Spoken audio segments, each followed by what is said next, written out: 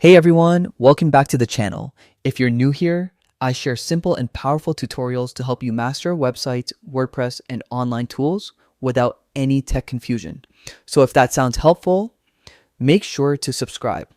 Today, I'll show you how to create a line break in WordPress, also known as a soft return, without starting a new paragraph. This is super useful when formatting text neatly, especially inside paragraphs, bullet lists, or heading blocks. And trust me, this is one of those tiny tricks that makes your post look clean and professional. Let's get started.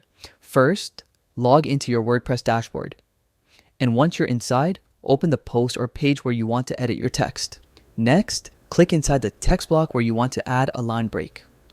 Now, this is where most beginners get stuck. If you hit the regular enter key, WordPress will automatically create a new paragraph with extra spacing. That's not what we want. Instead, here's the trick. Press Shift plus Enter together. That simple shortcut creates a line break inside the same paragraph. No extra spacing, no new block, just a clean, professional looking text layout. If you press Enter after the first sentence, it becomes a new paragraph. But with Shift plus Enter, it stays together as a single paragraph with a clean line break. This works perfectly inside heading blocks too. Great for breaking a long headline into two clean lines. Now, if you're tired of using the classic editor, don't worry. It works the exact same way. Just press Shift plus Enter and you're done.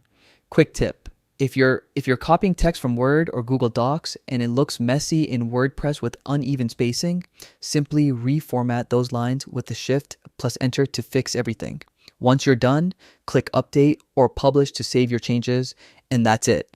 You now know one of the most useful formatting shortcuts in WordPress.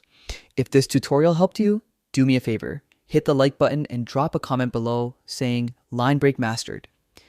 And if you want more simple WordPress tips like this, make sure to subscribe and turn on notifications so you don't miss out.